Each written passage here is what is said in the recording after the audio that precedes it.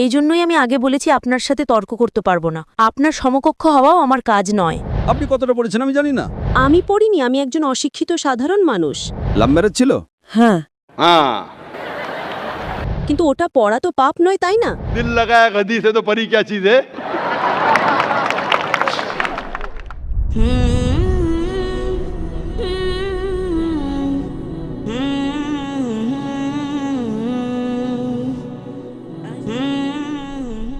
আমার নাম স্বপ্না, আমি হিন্দু পরিবার থেকে। আমার স্বামী মুসলমান হামিদ কোরেশি। আমি এই প্রশ্নটা করছি যে পূর্বপুরুষদের সময় থেকেই হিন্দু মুসলমান জাত ভেদাভেদ চলছে। তো আপনি বলেন যে হিন্দু মুসলিম আলাদা আলাদা নয়, এরা সব এক। আমি মানি, কিন্তু ব্যাপারটা হলো যখন কোনো হিন্দু বাচ্চা হয় তখন তাকে হিন্দু রীতিতে বরণ করা হয়, মুসলিম বাচ্চা হয় মুসলিম রীতিতে বরণ করা হয়, যেমন তার কানে আজান দেওয়া হয়। আর যখন হিন্দু বাচ্চা হয় তার নাম কৃষ্ণ বা রাম নাম রাখা হয়। যাকে যেরকম শিক্ষা দেওয়া হয় সে সেরকমই শিক্ষা পায়। যেমন আমাদের শেখানো হয়েছে ছোটবেলা থেকে ভগবানকে মানতে, আমরা ভগবানকে মানি। আমরা মুসলমান ধর্মকেও মানি, এমন নয় যে মানি না। আমাকে যেরকম শিক্ষা দেওয়া হয়েছে সেই শিক্ষাকেই আমি মানি। কিন্তু আপনি বলেন যে মুসলিম সঠিক আর হিন্দু ভুল, এমনটা কিভাবে বলতে পারেন? পূর্বপুরুষরা এত বড় মানুষ ছিলেন, তারা অনেক কিছু জানতেন। আমি আপনার সাথে তর্ক করতে পারবো না, কারণ আপনি অনেক কিছু জানেন আর আমি কিছুই জানি না। আমাদের বাবা দাদারা এসব দেখে এসেছেন এবং আমরাও দেখেছি যে আমরা গুরুজন, তাদের আমি সম্মান করি। তিনি আমার সাথে তর্ক করতে চান না, আমিও আপনার সাথে তর্ক করতে চাই না। করতে পারবো না কারণ আমার অত শিক্ষা নেই, অতটা বলতে পারবো না, তাই না? বোনের প্রশ্ন হলো যে আমি বলি হিন্দু মুসলিম এক, কিন্তু যে হিন্দু পরিবারে জন্মায় তাকে হিন্দু শিক্ষা দেওয়া হয়, যে মুসলিম পরিবারে জন্মায় তাকে মুসলিম শিক্ষা দেওয়া হয়। তাহলে এটা কিভাবে বলা যায় যে মুসলিম সঠিক আর হিন্দু ভুল? এটা কি বোন আপনি বলছেন আপনার শিক্ষা কম। আমি আপনাকে জিজ্ঞেস করতে চাই 2 যোগ 2 কত হয়? 2 আর 2 কত হয়? 2 আর 2 কত হয়? 2 আর 2 কত হয়? 4 হয়। মাশাআল্লাহ। তাহলে বলবেন না যে আপনার শিক্ষা নেই। যদি গ্রাম থেকে কোনো মেয়ে এসে বলে আর বলে যে আমার বাবা আমাকে শিখিয়েছেন 2 যোগ 2 5 হয়, তাহলে আপনি কি বলবেন তাকে? 4 হবে, 5 কিভাবে হবে? 4 হবে 5 কিভাবে হবে? তোমার বাবা অঙ্ক জানতেন না। সে যদি বলে না আমার বাবাই শিখিয়েছেন, আপনি কি তাকে বলবেন আচ্ছা ঠিক আছে 2 যোগ 2 4ও হয় আবার 5ও হয়? এটা বলা ভুল। দুটোর মধ্যে অনুসন্ধান করতে হবে কোনটা সঠিক, সেটার উপরে আমল করি। না না, আমি কি চাই হিন্দুও সঠিক মুসলিমও সঠিক, 2 যোগ 2 4ও সঠিক, 2 যোগ 2 5ও সঠিক। আপনি তো মাশাআল্লাহ অনেক জ্ঞানী, আপনি জানেন 2 যোগ 2 4 হয়। কত লোকেরা জানে না 2 যোগ 2 4, তারা বলে 5 হবে। যেহেতু খোদা আপনাকে জ্ঞান দিয়েছেন, বুদ্ধি দিয়েছেন, আপনার দায়িত্ব হলো তাকে বলবেন বোন 2 যোগ 2 5 নয়, 2 যোগ 2 4 হয়। তখন সে হয়তো বলবে আচ্ছা আচ্ছা দুটোই ঠিক। আপনি বলবেন না দুটো ঠিক নয়, 2 যোগ 2 4ই হয়, 5 ভুল। একইভাবে যদি কারো বাবা মা তাকে ভুল শিখিয়ে থাকেন যে মূর্তি পূজা করতে হবে, অথচ হিন্দু ধর্মগ্রন্থে বলা হয়েছে মূর্তি পূজা ভুল, তাহলে যার কাছে জ্ঞান আছে, আমি একজন ছাত্র, ইসলামও অনেক ধর্মের, তো যেহেতু আমার জ্ঞান আছে আমি অবশ্যই সেসব লোকদের বলবো যারা ভুল বলছে সঠিক জিনিসটা অনুসরণ করুন। আমি আপনার সাথে বিতর্ক করব না। কিন্তু যারা জ্ঞানী লোক হিন্দু ধর্মের, খ্রিস্টান ধর্মের, ঈসাই ধর্মের, এটাকে বলে ডায়ালগ। আমি স্টুডেন্ট আর তারা পিএইচডি ডক্টর। আমি মেডিকেলের ডক্টর, ধর্মের ডক্টর নই। তাদের সাথে সংলাপ করি, আলোচনা করি, বিতর্ক করি। আমি যদি ভুল হই আমাকে ভুল প্রমাণ করুন, আমি নিজেকে বদলাতে রাজি আছি। আপনি আমাকে প্রমাণ করুন যে আমি যা বলছি তা ভুল, আমার ধর্ম ভুল, আমি আপনার ধর্ম গ্রহণ করতে প্রস্তুত আছি। Open challenge. আমি কেন বলছি? কারণ আমি ইসলাম ও কয়েক ধর্মের এক সাধারণ ছাত্র। 19 বছর পর্যন্ত আমার পরিবার মুসলিম ছিল, তাই আমিও ছিলাম। 19 বছর পর যখন গবেষণা শুরু করলাম তো জানতে পারলাম যে আমি সঠিক ধর্মে আছি। তারপর অন্য ধর্ম সম্পর্কে জানতে শুরু করলাম যে সব ধর্মেই ভালো কথা আছে। প্রত্যেক ধর্মের কিতাবে পরিবর্তন আসার পরেও, দুর্নীতি আসার পরেও এই সঠিক কথা লেখা আছে যে ঈশ্বর এক, তিনি ছাড়ার কারো ইবাদত করা উচিত নয়।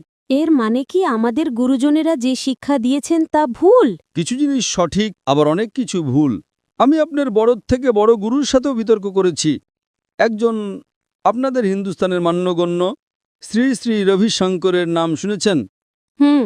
শ্রী শ্রী রবিশঙ্কর শুনেছেন? ওনারা যেমন বই পড়েই জানেন, আপনিও বই পড়ে জানেন, আসলটাকে দেখেছে? একদম ঠিক। তিনি বলেন 4 বছর থেকে আমি ভাগবত গীতা মুখস্থ জানি, কিন্তু বিতর্কে ভাগবত গীতা একটা তথ্য সূত্র দেননি। এমনটা নয়, ঈশ্বর এভাবে আসেন না। আপনি কত পুণ্য করেছেন বলছেন এই জন্মের কথা বলতে পারেন? কত জন্মের কথা কিভাবে বলতে পারেন? একদম ঠিক। তো আমি বলি যে আপনার কিতাব বলছে যজুর্বেদ অধ্যায় 32 শ্লোক 3 আর শ্বেতাশ্বেতোপনিষদ অধ্যায় 4 শ্লোক 19 আছে न तस्य प्रतिमा अस्ति। প্রতিমা মানে হলো প্রতিচ্ছবি।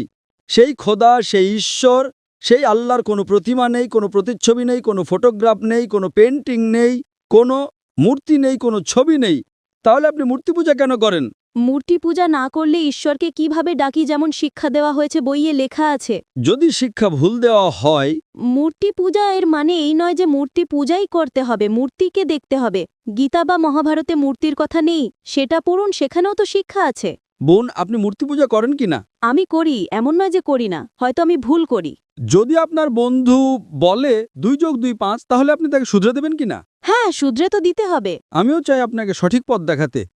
আমি বলছি, যদি মূর্তি পূজা কোরআনে ভুল লেখা থাকে সেটাকে পাশে রাখুন। আপনি কোরআন মানেন না, আপনার ধর্মগ্রন্থই লেখা আছে মূর্তি পূজা ভুল, আমি তার প্রমাণ দিচ্ছি। তাহলে আপনি কেন করছেন? আপনাদের যেমন শিক্ষা দেওয়া হয়েছে যে এই ধর্মে এইভাবে ডাকতে বোন। হয়, ঈশ্বরকেই তো ডাকা হয়। বোন, একটা একটা করে আলোচনা করি, তারপর অন্য বিষয়ে যাব। আমার প্রথম প্রশ্ন হলো, মূর্তি পূজা যখন ভুল তখন কেন করেন? আপনি কেন মূর্তি পূজা করেন? এখন সেই পূর্বপুরুষরা ওইভাবেই করে এসেছেন, এটা তো আজকের কথা নয় যে আমি মানা করে দিলাম আর বললাম চলো আর করছি না। কিন্তু এই পূর্বপুরুষরা যখন যুগ যুগ ধরে করে আসছেন, তখন তারা তো এটা বলতে পারেন না যে আমরা করব না, আমরা করব না, তাই না? যদি যুগ যুগ ধরে গ্রামে শেখানো হয় যে 2 যোগ 2 5, তাহলে কি আপনি সেটা মানবেন? আমার পূর্বপুরুষরা বলতেন পৃথিবী সমতল, আমি কি তা মানব? আমি জিজ্ঞেস করছি, আজ পৃথিবী কেমন? পৃথিবী কি সমতল নাকি পৃথিবী গোল? গলে। মাশাআল্লাহ, আপনি তো জ্ঞানী, আপনি তো জানেন। তাহলে যদি আমার বাবা দাদারা বলতেন পৃথিবী সমতল, তাহলে আমি কি করব? তাদের কথা মানবো নাকি ছেড়ে দেব? তো সেই সময় কি এই যুগ চলতো না? একদম ঠিক, আজকের যুগ এটা। এখনকার যে যুগ তার চেয়ে আগের যুগ সেই সময় ভালো ছিল, পবিত্র ছিল। আগে এমন প্রচার হতো না যেখানে কোটি কোটি মানুষ একসাথে দেখতে পারত। আজকের প্রচারে এখানে লক্ষ লক্ষ মানুষ জমা হয়েছে, লক্ষ লক্ষ মানুষের সাথে টেলিভিশনে কোটি মানুষ দেখছে। তাই আপনার কোনো অজুহাত থাকবে না। কোটি কোটি মানুষের সামনে আপনাকে বলা হয়েছে যে মূর্তি পূজা ভুল, এরপরেও যদি আপনি করেন তাহলে আপনার কোনো অজুহাত বাকি থাকবে না। মূর্তি পূজা ভুল আপনার কোরআন শরীফে যেমন লেখা আছে, আমাদের গীতা মহাভারতেও লেখা আছে, কিন্তু ওটা পড়া তো পাপ নয়, তাই না? আমি কখন বলেছি যে গীতা পড়া ভুল? আমিও গীতা পড়ি, আমি বাইবেলও পড়ি, আমি ইহুদিদের কিতাবও পড়ি, আমি বেদও পড়ি। আপনি কতটা পড়েছেন আমি জানি না, আমি পড়িনি, আমি একজন অশিক্ষিত সাধারণ মানুষ। কিন্তু আমি পড়েছি। হ্যাঁ, এই জন্যই আমি আগে বলেছি আপনার সাথে তর্ক করতে পারবো না। আপনার সমকক্ষ হওয়াও আমার কাজ নয়। হ্যাঁ, তো আমি আপনার সাথে তর্ক করছি না, আমি শুধু অনুরোধ করছি। কিন্তু আমি এটা বলতে চাইছি না আমাদের পূর্বপুরুষরা যা করে এসেছেন সেটা কি ভুল? এজন্যই তো বললাম, আমার পূর্বপুরুষরা বলতেন যে পৃথিবী সমতল, দুনিয়া সমতল। আমি সেই পূর্বপুরুষদের কথা কি মানব? আমি পূর্বপুরুষদের সম্মান করব, তারা আমার বড় ছিলেন, আমার বাবা দাদা ছিলেন। সম্মান করার মানে এই নয় যে তাদের সব কথা মানতে হবে। যদি আমার পূর্বপুরুষরা বলতেন 2 যোগ 2 5, তাহলে কি মানব? না। আমি শ্রদ্ধার সাথে আচরণ করব, আমি তাদের গালি দেব না, আমি তাদের অসম্মান করব না, ভালোবাসার সাথেই বলবো, কিন্তু বলবো যে আপনি ভুল। হুম। আর যদি নাও বলি, অন্তত আমার জীবনে সেটার ওপর আমল করব না। হুম। আমি জিজ্ঞেস করতে চাই যে যখন আপনার ধর্মগ্রন্থ বলছে আপনার স্বামীর কিতাব, হুম। আপনি তো আপনার স্বামীকে বিয়ে করেছেন, তাই না? হ্যাঁ। লাভ ম্যারেজ ছিল? হ্যাঁ। हाँ ঠিক ছিল না ভুল ছিল সেটা অন্য কথা, কিন্তু যখন আপনি আপনার স্বামীকে এত ভালোবাসেন, আপনার স্বামী আপনাকে ভালোবাসেন কিনা? হ্যাঁ।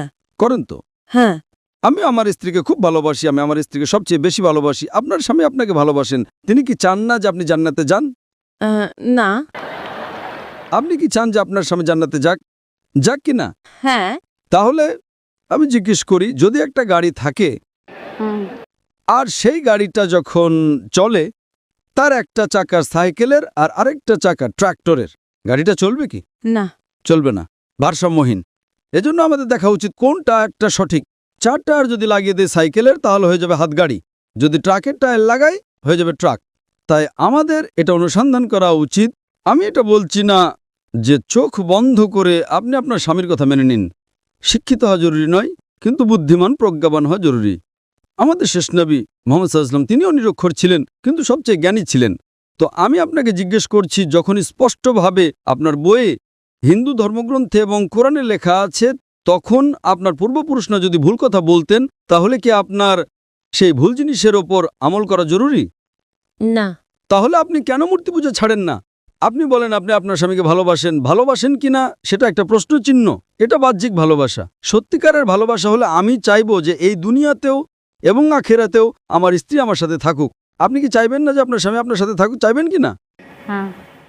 তাহলে আপনি কি এটা অনুসন্ধান করবেন না যে কে সঠিক, আপনার স্বামী নাকি আপনি? কারণ আপনার হিন্দু ধর্মগ্রন্থ লেখা আছে এটা হারাম। ইয়া। তাহলে আপনি কি মূর্তি পূজা ছাড়তে প্রস্তুত? হ্যাঁ। মাশাআল্লাহ। আপনি কি মানেন যে খোদা এক? হ্যাঁ। আপনি কি মানেন মূর্তি পূজা ভুল? হ্যাঁ, ভুল। আপনি কি মানেন যে মোহাম্মদ সাল্লাল্লাহু আলাইহি সাল্লাম শেষ নবী? হ্যাঁ, হ্যাঁ। মাশাআল্লাহ। এর মানে আপনি মুসলিম? হ্যাঁ, হ্যাঁ। স্বামী মুসলমান হলে স্ত্রীও মুসলমানই হয়। কি? স্বামী মুসলমান হলে স্ত্রী মুসলমানই হয়। স্বামী আছে তাই মুসলমান এমনটা সবসময় জরুরি নয়, উল্টোটাও হয়। স্ত্রীও স্বামীর পরিবর্তনের কারণ হয়ে যায়। কারণ একটা প্রবাদ আছে, আমি বলবো সঠিক নাকি ভুল। दिल लगाया गदी से तो परी क्या चीज है। তো ভালোবাসা অন্ধও হয়। আমার উর্দু অতটা ভালো নয়, সব কবিতা পাবলিকের জন্য নয়। তো আমি বলতে চাই, আপনি তো বিয়ে করেছেন, ভালোবেসেছেন, কিন্তু বাস্তবে আপনি যদি মূর্তি পূজা ছাড়তে প্রস্তুত থাকেন, এক খোদাকে মানতে প্রস্তুত থাকেন এবং এটা মানতে প্রস্তুত থাকেন যে মোহাম্মদ সাল্লাল্লাহু আলাইহি সাল্লাম শেষ নবী, তাহলে আপনি নিজেকে মুসলিম বলতে পারেন। হ্যাঁ, আমি তো মুসলমানই। মাশাআল্লাহ। তাহলে আপনি মানেন যে খোদা এক? হ্যাঁ। আপনি মানেন মূর্তি পূজা ভুল? হ্যাঁ, ভুল। আপনি মানেন যে মোহাম্মদ সাল্লাল্লাহু আলাইহি সাল্লাম শেষ নবী? হ্যাঁ। মাশাআল্লাহ। আপনাকে কেউ জোর করছে ইসলাম গ্রহণ করার জন্য? না, না, আমাকে কখনো কেউ জোর করেনি। কত বছর আগে আপনার বিয়ে হয়েছে? এখন 8-9 বছর হয়ে গেছে। 9 বছর হয়ে গেছে। আপনার স্বামী জোর করেননি। ঠিক করেছেন না ভুল করেছেন সেটা পরে আলোচনা করা যাবে, কিন্তু আজকে আপনি নিজের মন থেকে ইসলাম গ্রহণ করতে চান। হ্যাঁ। আপনার উপর কোনো চাপ নেই, না। আপনি মন থেকে করতে চান। হ্যাঁ। ইনশাল্লাহ আমি আরবিতে বলবো আর আপনি তা পুনরাবৃত্তি করবেন। अशहदु আশহাদু अल्लाह ইয়াল্লাহ इलाहा ইলাহা इल्लल्लाह ইল্লাল্লাহ व अशहदु ওয়া আশহাদু अन्ना আন্না मुहम्मदन মুহাম্মাদান अब्दुहु আবদুহু व रसूलुहु। ওয়া রাসূলুহু। মাশাআল্লাহ। মাশাআল্লাহ। আপনি মুসলমান হয়ে গেছেন, আপনি 9 বছর পর মুসলমান হয়ে গেছেন। আমি অনুরোধ করব যে আপনি ইসলামের জ্ঞান অর্জন করেন, কোরআন অনুবাদের সাথে পড়েন আর সেটার উপর আমল করেন। আপনার এই শাহাদাত আমার গতকালের বয়ানকে সম্পূর্ণ করেছে। আমি বলেছিলাম জ্ঞান 2 পৃথিবীর জন্য। সেই জ্ঞান আপনি পিএইচডি করেন, টিচার হন, প্রফেসর হন, কিন্তু আপনার রবের দিকে নিয়ে আসবে না, আপনার সৃষ্টিকর্তার দিকে নিয়ে আসবে না। সেই জ্ঞান দিয়ে কি লাভ? আপনি সেই প্রফেসরের থেকেও উত্তম যার জ্ঞান তার রবের দিকে নিয়ে আসছে না। আমি আপনাকে ধন্যবাদ জানাই আর আল্লাহর কাছে দোয়া করি আপনাকে এই দুনিয়ার আখিরাতে ইনশাআল্লাহ জান্নাত দেয়।